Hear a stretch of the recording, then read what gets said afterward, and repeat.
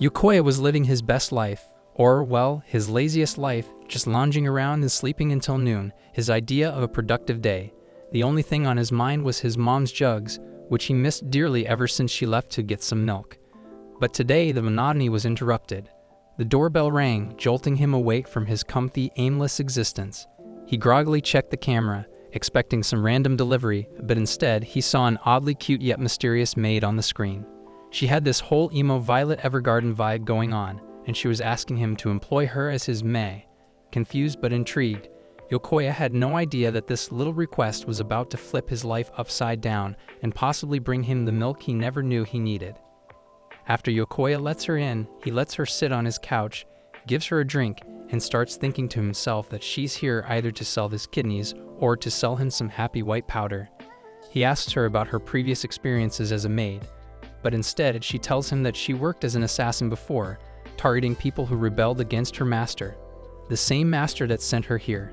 Yokoya thinks she's joking, but after realizing she's not, Yokoya gets nervous. He asks about her boss and his relation to his family, and she starts explaining how her boss once owned a goldfish who had a baby that turned into a dog who lived for Nemo, and that guy was the friend of Yokoya's mom.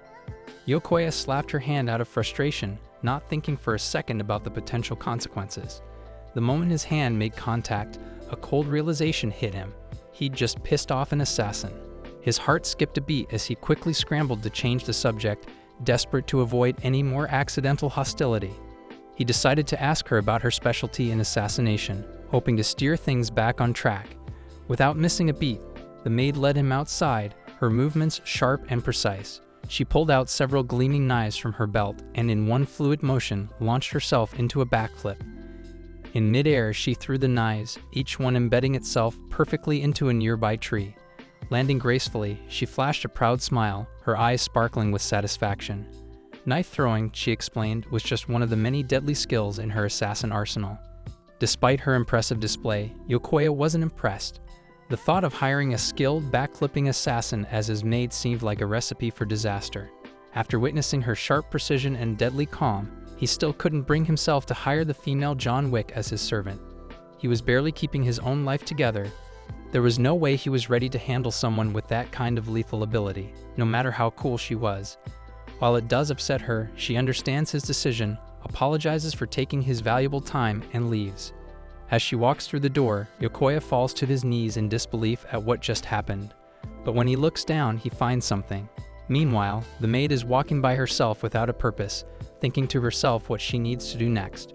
She looks back, expecting Yokoya to chase her, but gets disappointed to see no one there. However, just as she's crossing the train track, Yokoya screams out for her with a bell in his hand, stating that she left it behind.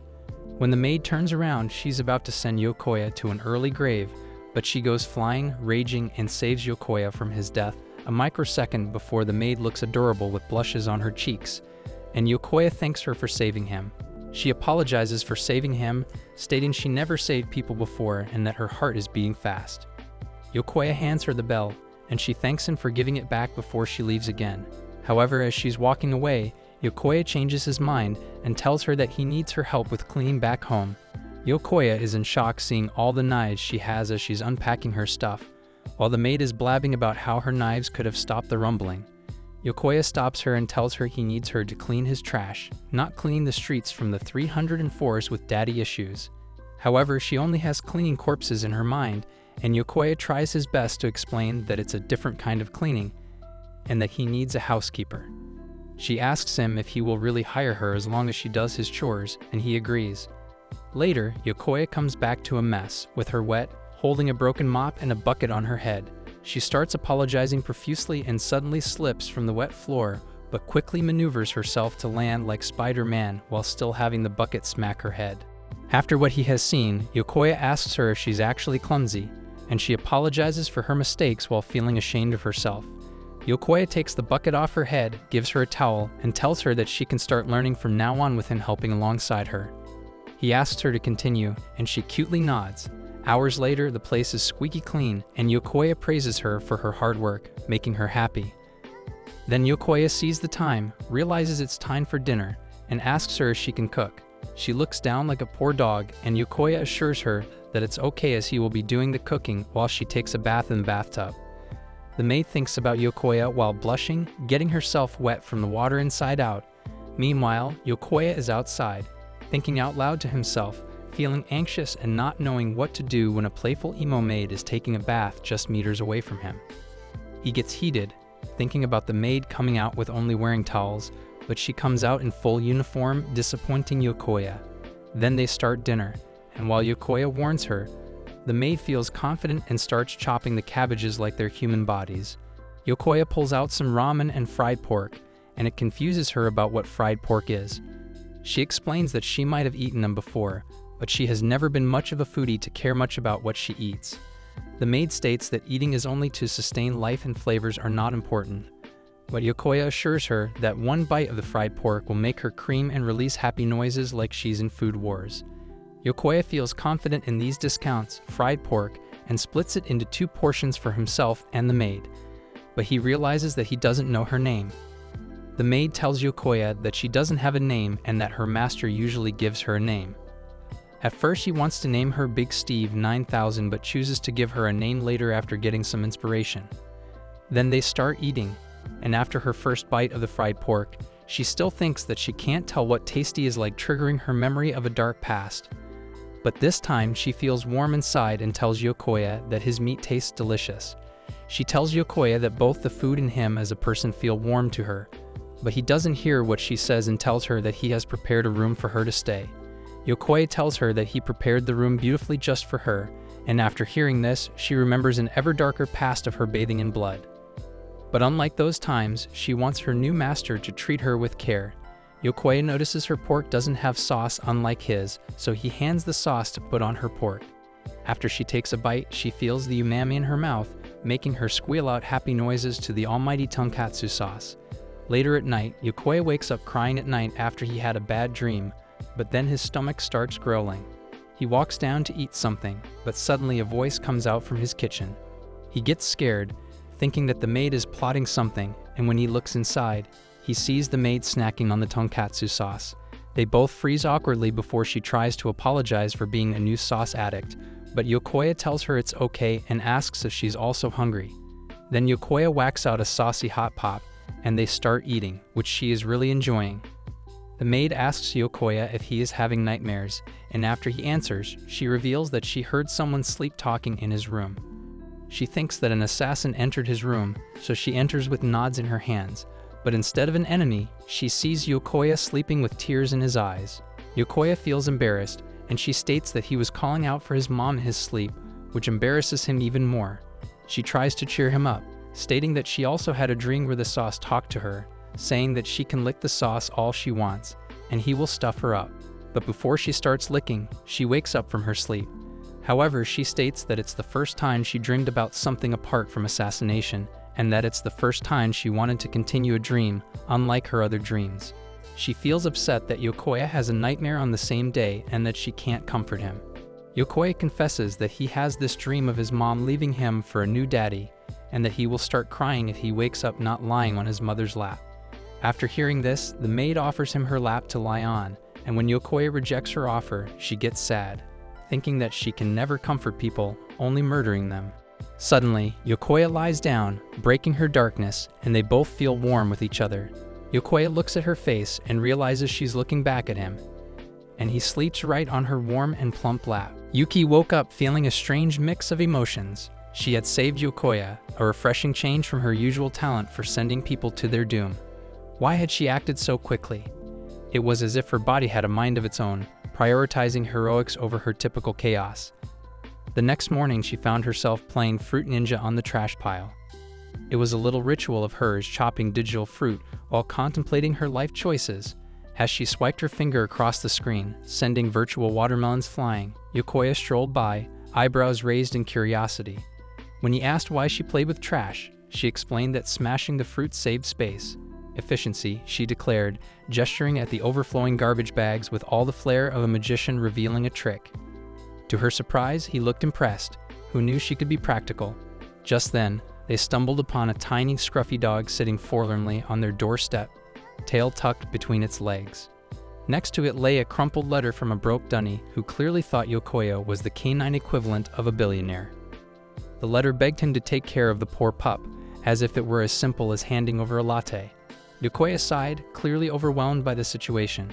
Yuki's heart melted at the sight of the little dog, its big eyes pleading for help. The thought of it dying of abandonment was unbearable. However, the maid, even the pragmatist, had her own take on the matter. She pointed out that the dog had instincts and that saving it out of pity would only create a dependent little fluffball. Her perspective was a harsh dose of reality, and Yuki couldn't help but find it amusing. Caught between wanting to save the world and the maid's tough love, Yuki couldn't help but feel the absurdity of the situation. Here they were, Yuki, Yokoya, the maid, and the little dog stuck in an unexpected standoff. Adopting a dog had turned into a complicated debate about survival and sympathy, and it felt like a scene from a sitcom. Who knew rescuing a creature could lead to such hilarity and confusion? She asks Yokoya if he's ready to take that responsibility, and he simply doesn't care about all that, stating that just like him saving the dog, she didn't save him from his death out of sympathy. When one's life is in danger, a person's body moves on its own, wanting to save them. It touches the maid's feelings hearing what Yokoya said, and he tells her that just like the dog, he knows what it feels like to be abandoned. Then he takes the dog inside and quickly gets attached to it. Unlike him, the maid keeps her distance from the dog like it's a plague. Yokoya tries offering her to touch the little creature, but she slides away from it. After seeing her reaction, he realizes that she is scared of dogs. She starts fidgeting out of shame, which Yokoya thinks looks cute, but she informs him that she would forcefully touch it if her master orders her to, which he tells her he won't. He asks her why she's scared, and Maid explains that during one of her assassin training sessions, she was left in a mountain filled with fierce wild dogs. Yokoya understands her trauma and deems it a shame that she can't help take care of the dog. After hearing her master call it a shame, the maid feels disappointed in herself. With full determination, she asks to hold the dog, but in her first attempt, she holds the puppy like it's an active nuke, causing her to shiver. When Yokoya asks which part of the dog scares her, she points out the claws, the teeth, and the devilish eyes. But Yokoya says that unlike her, he sees it like it's an emoji, which to her is an alien concept. Suddenly, the dog gobbles on her finger, causing her to start tweaking, almost letting the little creature turn it into a hot dog. After calming down, the dog nibbles on Yokoya, and seeing this phenomenon, he checks its teeth and realizes that it's teething. So they take it to the animal hospital. While Yokoya takes the pup for a checkup, the maid goes shopping for some dog supplies, impressing Yokoya and the dog with how caring she can be. They take the dog on a walk, and after everything she went through, the maid tells Yokoya that she has never met a master as gentle as him. She tells him that unlike him, her previous masters were cold and only cared about her finishing the job, not tolerating any failures. Unlike Yokoya, who treats her gently despite her many failures, he asks him to let her stay in this world of his, a world different from hers, where everything is cold and survival is the name of the game through assassinating people and finishing a job. The maid wants to be like the dog, who meets him in a world of warmth, and she hopes to eventually become someone that Yokoya wishes for. After everything she says, Yokoya tells her that what she wants is to stop being an assassin and start becoming a normal girl. It's something that she never thought about before. Sending people to their deaths was the only thing she knew in her entire life. But now, with her new master, she feels hopeful that she can learn more about him and this wonderful new world.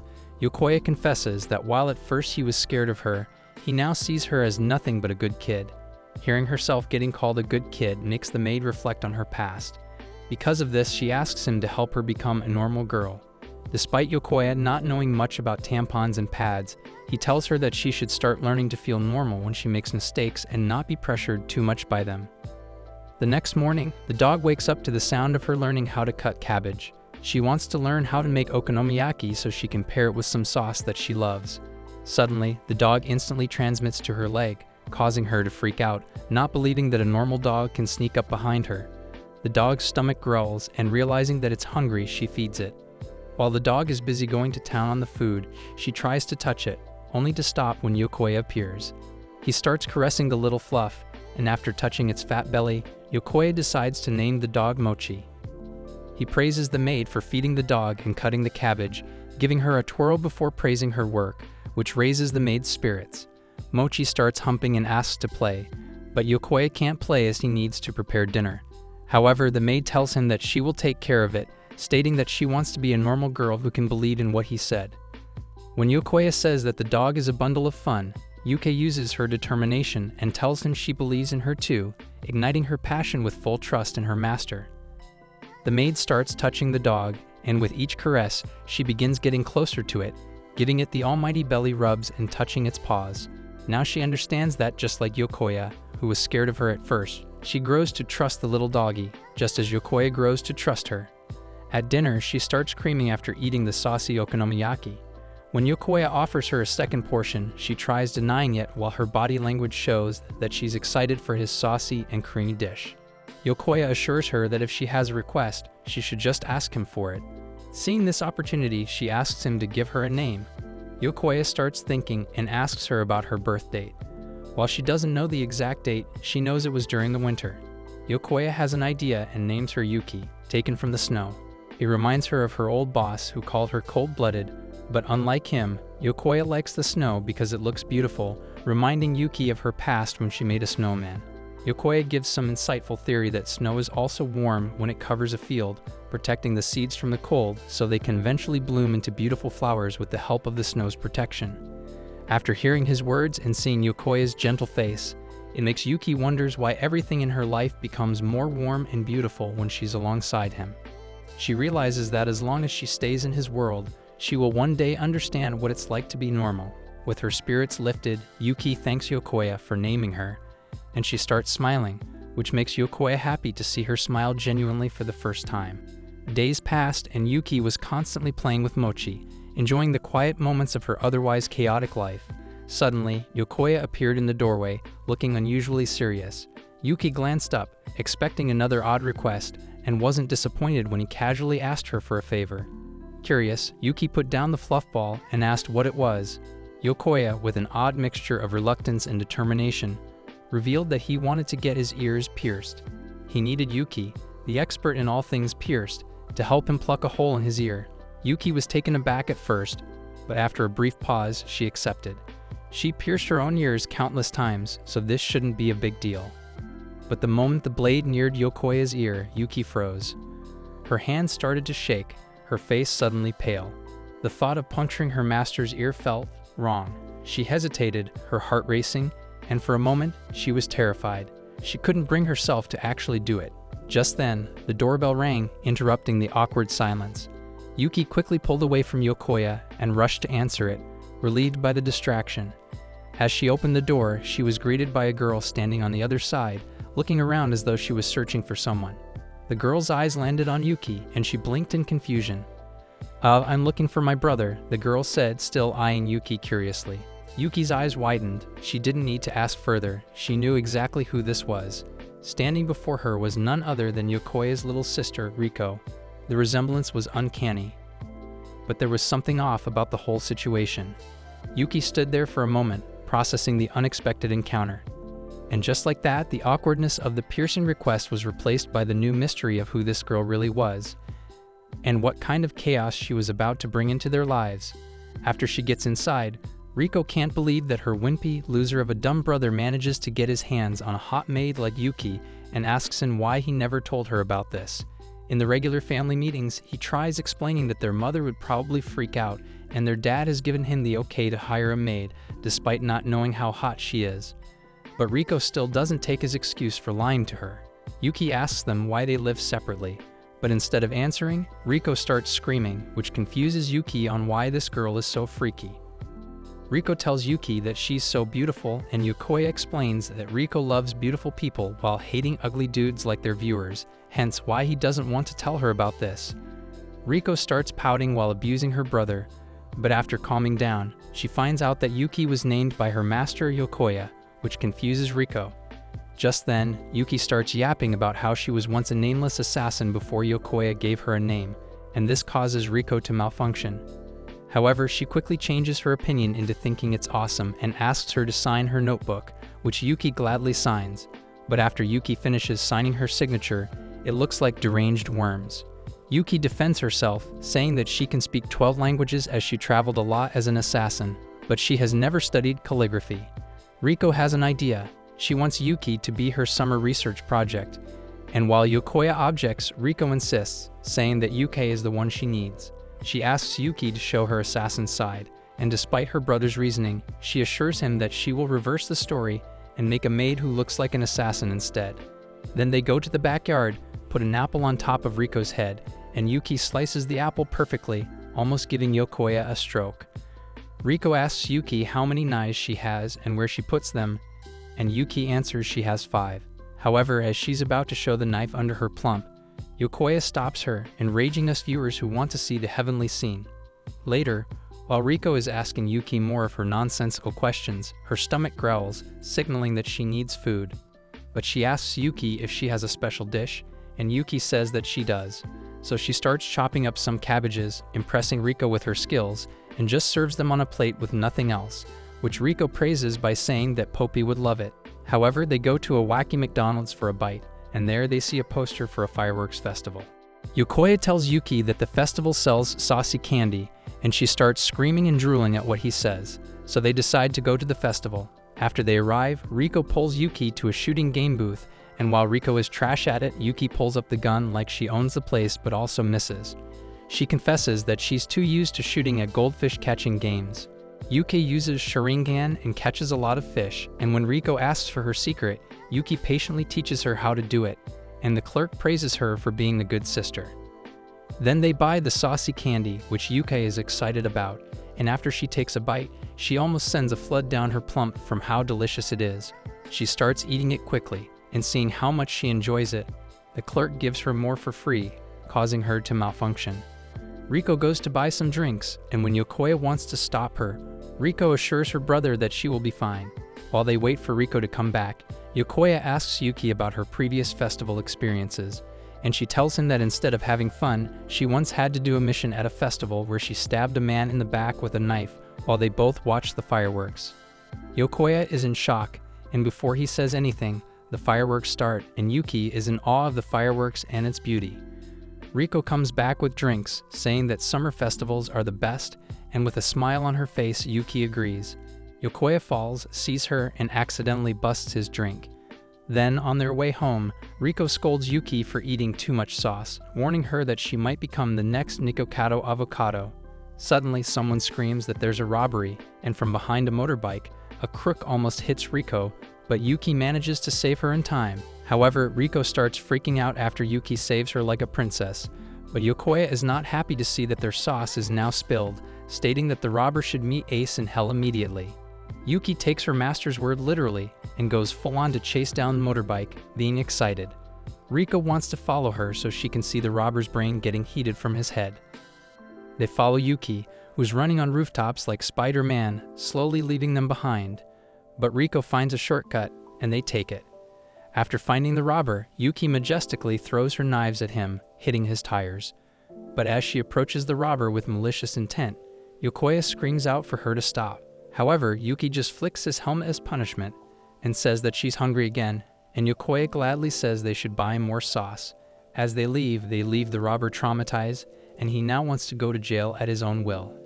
After they buy the food, they go home, and Riko is excited to show her class her summer project, which puzzles Yuki about what school is.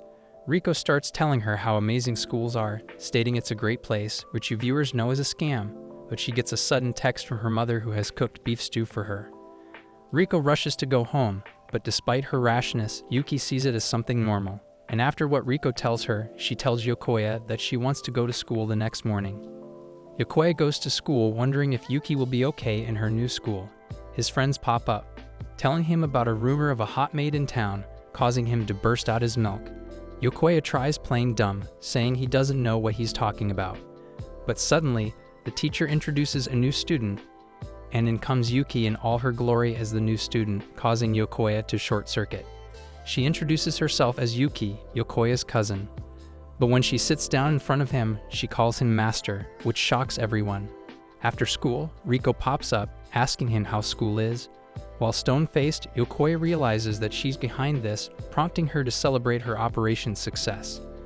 On the way home, Riko glazes Yuki, saying that before Yuki joined school, she had been able to learn everything that needed to be learned about school in 3 days. Yokoya then asks how Yuki is suddenly his cousin, that convenient, and in his class in the same school. But they choose to hide this from him. They answer that Yuki has a connection from her assassin job that registered her here in the same class as him, and Riko suggested that she should be his cousin so it would be easier to explain their interactions in the future. However, it was Riko's idea that they keep it a secret so she could see Yokoya's reaction afterward. Yokoya smacks her head, but after seeing this, Yuki gets distressed, asking if she's at fault. Yokoya changes his tone and tells Yuki that he doesn't mind, in hopes that they can both enjoy their school life. The next day, students rush out of class, wanting to eat some katsudon bread, and it interests Yuki. Yuki asks her what she wants for lunch, and she answers katsudon bread. He explains that katsudon bread is more rare than a one piece, and she needs to be quick during lunch hour to get them.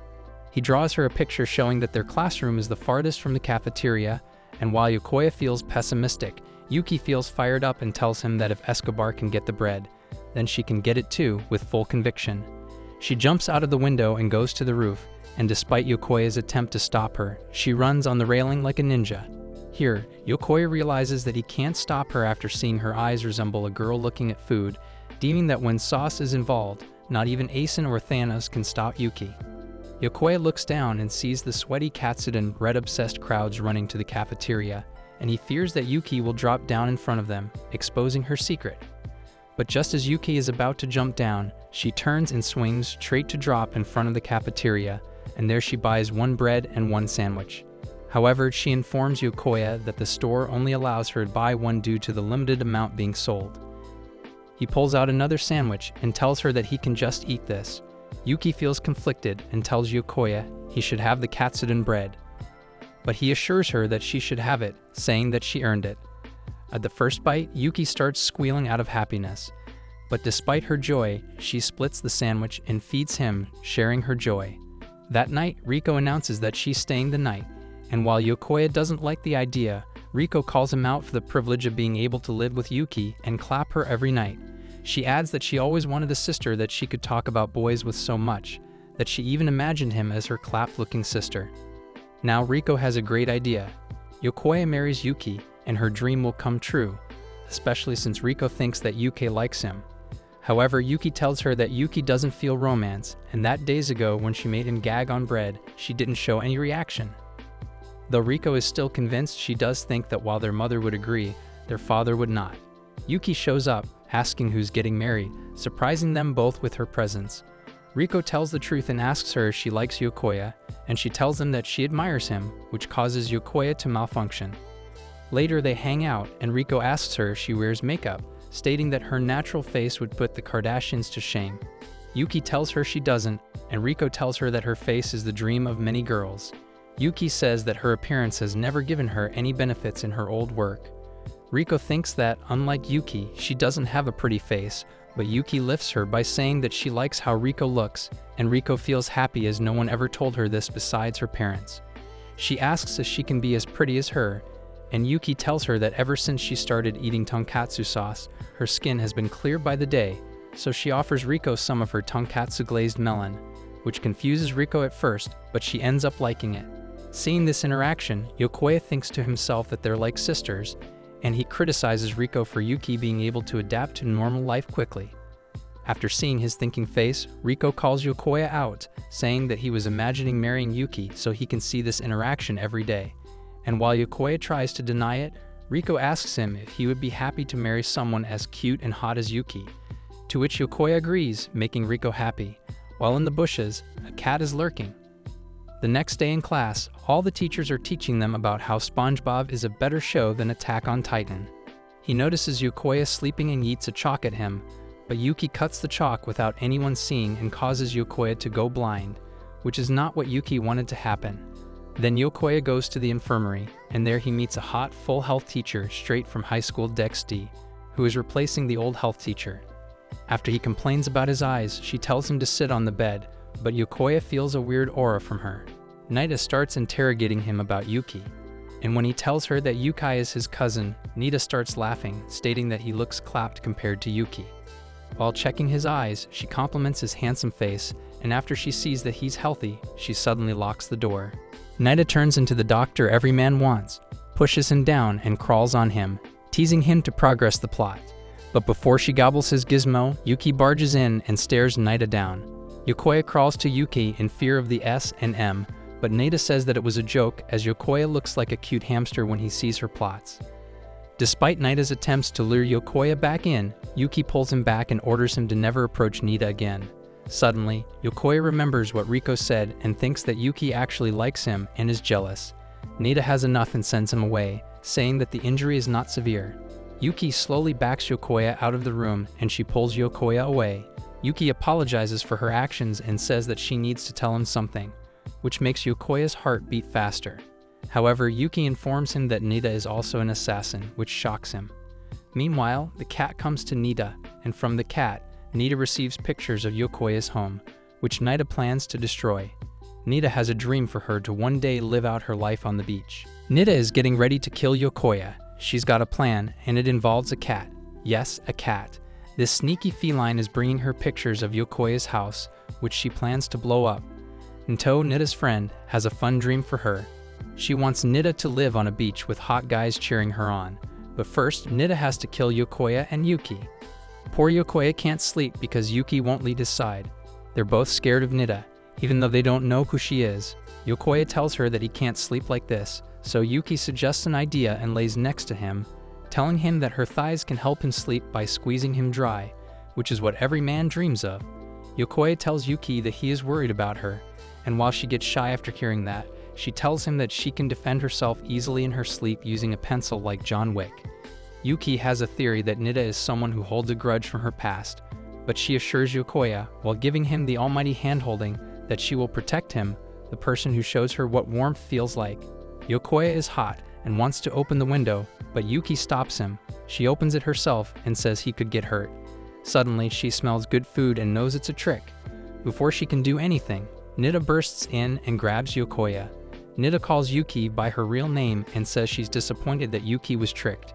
Yuki pulls out her knife, but Nida threatens her that if she tries something dumb, Nida will play ping pong with Yokoya's eyeball. Suddenly, Yuki starts yapping in Mandarin and threatens Nida by saying that she will feed her and her whole family to the dogs if she touches Yokoya, and this causes Nida to feel fear. She tells Yuki that she will wait for her at school for their duel to the death, while Yokoya will be taken hostage after they leave.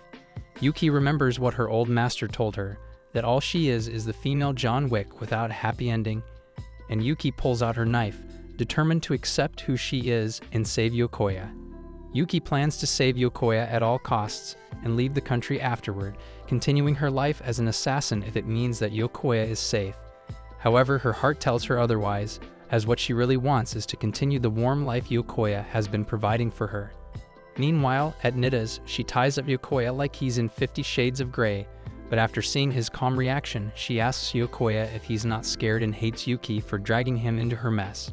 Yokoya confesses that while he is scared, he also believes in Yuki, who promises that she will protect him. Yokoya asks Nida about Shui, the person she has been talking about, and it surprises Nida that he doesn't know anything about Yuki, despite having lived with her. Nida informs him that Shui is a monster who is considered to be special in her field, and coming from the dragon's 9 offsprings, dubbed as the White Wolf, she is Yuki from Spy Family on steroids. Nto adds that the dragon's 9 offspring is a group of elite assassins who have been involved throughout history, from JFK to Franz Ferdinand. Still, if Nida can collapse Shui's life, it will also skyrocket her reputation, which is what she's aiming for. Yokoya doesn't believe what Nida is saying, stating that the Yuki that he knows is a precious girl with big jugs who often gets lost in the sauce and squeals whenever she's happy. Nida reveals that she also can't believe what the almighty Shui has become under Yokoya's supervision, stating that when they talked about marriage, it pissed Nida off so much that she wanted to eat a nuke to their house. Nida thinks Yokoya is strange because he's so calm. She thinks he's special because he can make Yuki less mean. Nida thinks people are weak when they care about others. She wants to kill Yuki and send her to hell with Ace. She thinks Yokoya will make it easier to kill Yuki. Then Yuki shows up looking for smoke, and when Nida shoots at her, she chops the bullets like they're nothing. However, Nida has prepared a landmine under Yuki and shoots it to blow it up, believing that she has won. Just then, Yuki pops up in front of her, almost taking Nida's head off, but Nida manages to avoid it. Yuki calms Yokoya down and promises she will save him. Nida is angry because Yuki isn't scared. Nida starts talking about bad things from Yuki's past and says she will tell everyone if Yuki doesn't do what she wants. Yuki tells Nida to stop. Yuki is only worried about Yokoya. She wants Yokoya to go to sleep so he can go to school tomorrow. Nida gets pissed and asks Yuki if she can't talk about anything else aside from Yokoya. And to put insult to injury, Yuki starts talking about Riko Mochitaru and her favorite sauces. Nida has had enough and reveals her secret weapons, which all of them aim at Yokoya, threatening him that if he struggles, the guns will shoot his limbs off and make him nothing but a torso. Having enough, Yuki rushes at Nida, which scares her at first, but then she activates her guns to shoot Yokoya. However, using force, Yuki throws his knife into the sky, pulls out her smaller blades, and eats them at Yokoya to block the bullets. As Yuki gets closer, Nida tries to use her other plans, but Yuki's knife stabs her phone and destroys her plans. As Yuki approaches, Nida starts remembering who Shui really is, and when Yuki tells her to give up, she points a gun at Yokoya. Yuki stops Nida from doing anything more and then kicks her down. Nida, frustrated, starts talking again. She tells Yuki that no matter what, she will always be Shu, the famous assassin who takes lives and cuts limbs. She says it's impossible for assassins like them to ever live a normal life because there will always be other assassins coming after them. Yuki listens and agrees with her in part, saying that her old self had nothing else in her life but taking lives, but now things are different. She tells Nida that she won't kill anyone anymore and she won't let anyone else suffer because of her actions. Yuki explains that she has decided to change her path and live differently. She wants a life where she doesn't have to hurt others. Nida is surprised, but Yuki firmly stands by her choice, saying she won't let her past define her. Yuki believes that even though it's hard, she can have a future without violence, and she will protect the people she cares about. Yuki believes that for her future, she will fight for what she believes in to gain the normal life she always wanted. Nida can't believe what she's hearing, seeing the great white wolf Shu letting her prey go, and prefers to save Yokoya instead. Nida realizes that Yuki is not a perfect assassin, but simply a girl who is willing to do anything for what she truly cares about. Nida smiles and starts laughing, realizing that she never really had a chance against Yuki from the start. As they make their way home, Yuki looks at Yokoya and apologizes for getting him caught up in everything. She tells him that if it's what he wants, she's even willing to disappear from his life, just so he doesn't have to be involved in the danger that follows her. Instead of answering, Yokoya takes her hand, and using his rees, he asks her to teach him self-defense techniques so he can help her, which makes Yuki happily blush to know that he still wants her to be with him. Yuki plays volleyball at school like she's from headquarters a few days later. The boys are infatuated with her, but they find it hard to comprehend that she is related to a loser like Yokoya. The earlier episode involving the funny doctor continues to haunt Yokoya. He was told by Nahu about the true Yuki, one of the dragon's 9 offsprings. Yokoya's curiosity has only grown since then. Yuki is still attempting to lead a normal life when she unexpectedly grins at him, making the other lads envious. The boys become even more envious of this fortunate loser when a ball is thrown at him out of the blue and Nida, whose real name is Grace, saves Yokoya. It turns out that Grace is now pretending to be a new teacher. While it confuses you, viewers, on why things turn out this way, Yokoya takes us to weeks before Grace first presented herself as her new identity, a PE teacher who is also Yokoya's cousin. In contrast to Yuki, who specializes in blades, Yokoya sees Grace in her actual form as an assassin with an intelligent specialty. She explains. Grace informs Yuki that she no longer wants to do them because she is more interested in witnessing the renowned assassin Su become a slave to a limp-wristed failure like Yokoya. Yuki asks that Grace explain herself. Grace proposes a deal between the assassins, and she offers Yuki endless katsuta sauce bread for the next 3 months in exchange for Yuki allowing her to stay and watching them without hurting them. While Yokoya is trying to decipher this code between assassins, Yuki simply accepts her offer as there is no stupid code between assassins. While Yokoya is worried about the deal, Yuki assures him that harming him gives Grace no benefit, and even if there are 1,000 of them, Yuki promises to protect him. While she's saying all this, Yokoya notices her drool and knows that what she cares about is not him but the almighty bread. Back in the present, Yokoya reminds Grace that she's supposed to be observing secretly, but Grace refuses to do so as she wants to see Yuki's reaction to her being lovey-dovey with Yokoya.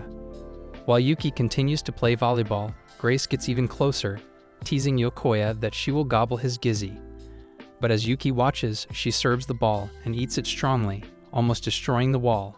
As the others are in shock, Yuki realizes how hard she hit the ball, but instead of getting scolded, the girls surround her, glazing her about how amazing her serves are.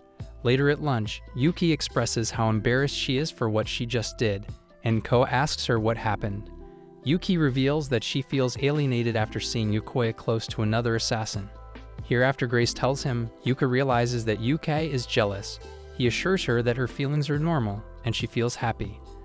On weekends, every morning, Yuki first changes into her maid outfit and goes to do laundry. But today, after seeing how stiff the towels she just washed, she feels extremely happy, like a proud parent.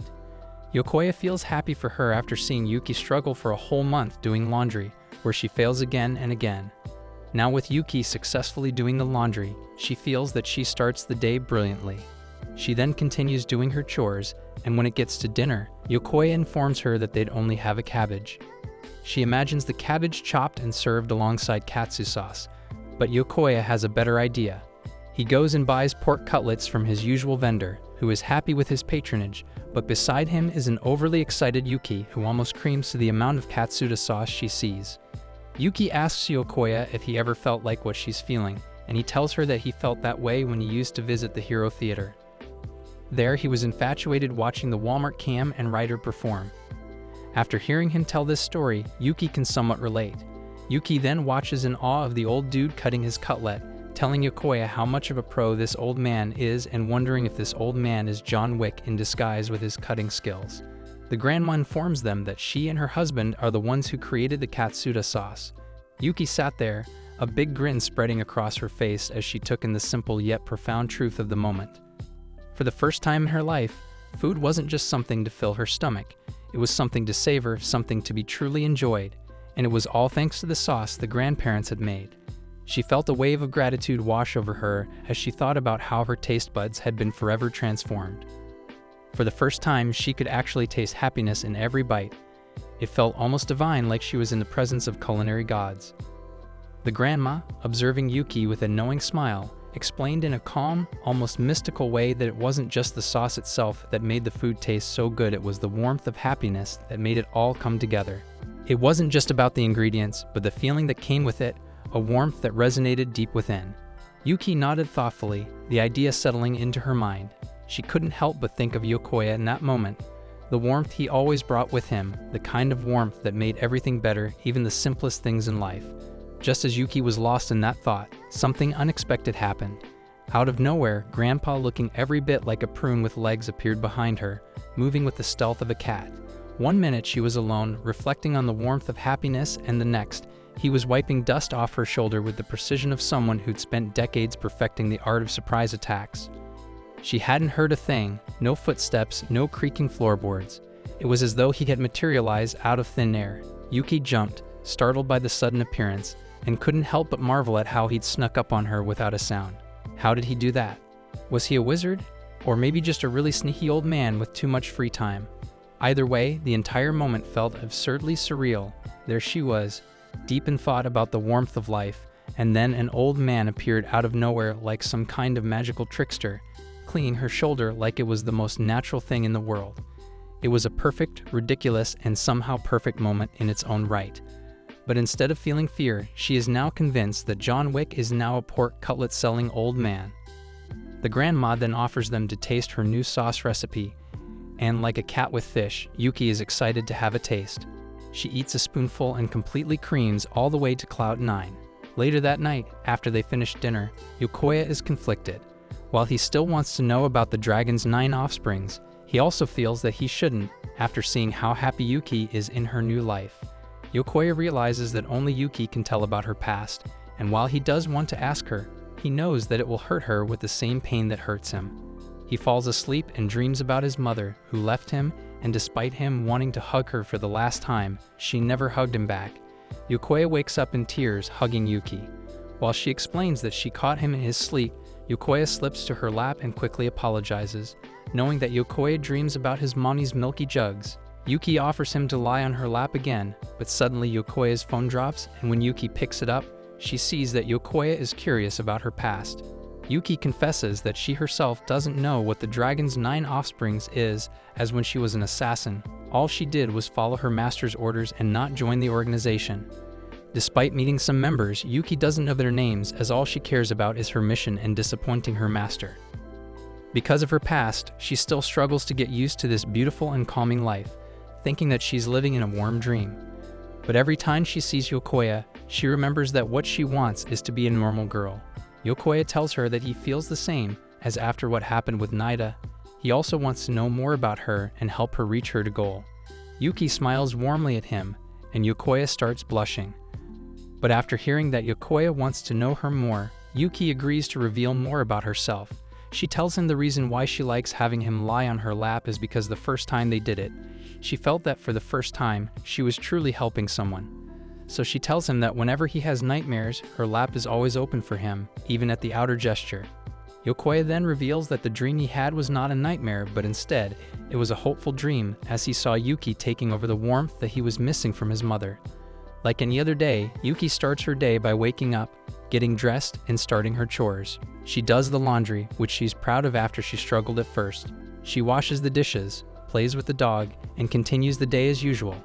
In the afternoon, Yuki goes to the market to shop for food supplies, and every dude she walks past glazes her with their eyes.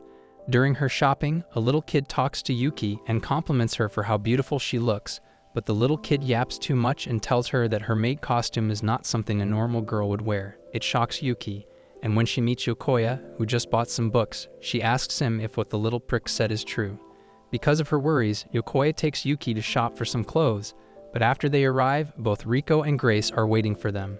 Yokoya asks why these two useless scrubs are here, and while Riko comes there voluntarily to help his brother pick some clothes, Grace reveals that she hacked his phone and wants to see Yuki in new clothing.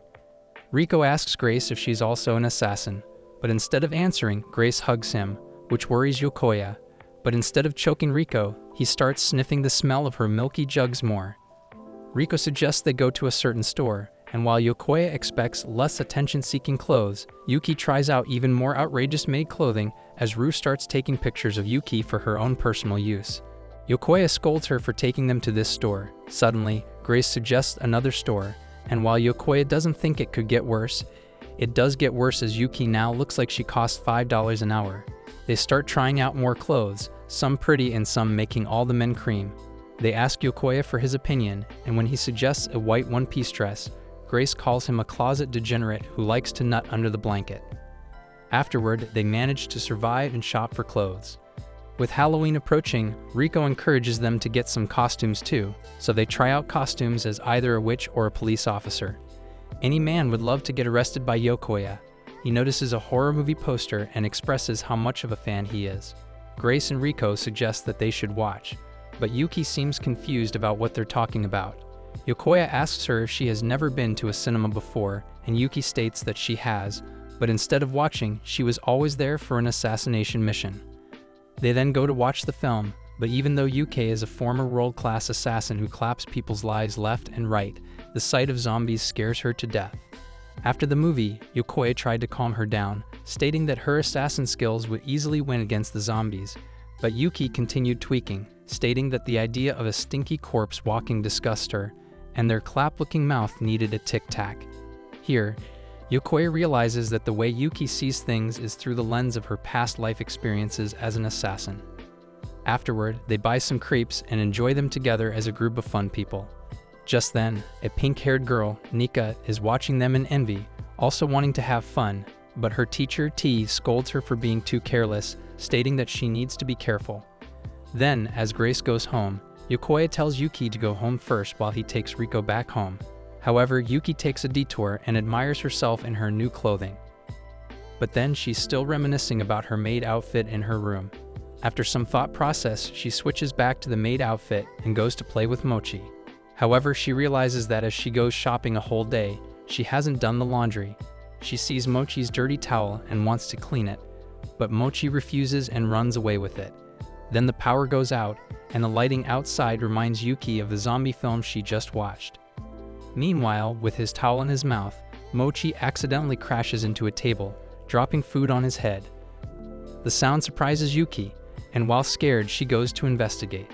Out comes a clapped-looking creature, stray from hell, and with a pair of scissors in her hand, Yuki chops up Mochi's towel. Then Mochi starts crying about his towel, and while Yuki promises to fix it, Yokoya adopts her after seeing how destroyed the towel is. She promises that she will do it, and Yokoya believes her, giving her his support. He notices that she went back to the maid's outfit and asks her if she hates the clothes she bought. While Yuki states that she loves the new clothes she bought, her old maid costume is a gift from her late master, who believed in her dream of wanting to be a normal girl. Her maid costume is the only thing Yuki has that reminds her of her old master, and she asks Yokoya if she can continue wearing it, despite her not looking like a normal girl. Using his immaculate Chad-like advice, Yokoya tells Yuki that there's nothing weird about her, even if she's scared of zombies as an assassin or even wants to wear what she loves every day, her maid outfit. Yokoya assures her that even the most normal of people have some weird things that they like, and that the best thing Yuki can do is to be herself. Yuki feels happy and fuzzy after hearing that, and Mochi barks in agreement. Yokoya lifts him up and notices that the towel is the same towel they found in Inn. He suspects that Mochi likes the towel because it has his parents' scent, and after hearing that, Yuki insists that she fix Mochi's towel ASAP. Yuki states that just like how the towel reminds Mochi of his parents, Yuki has the bell that reminds her of her sister. It surprises Yokoya to hear that, as he can't believe that there is another maid assassin with cheeks as thick as Yuki.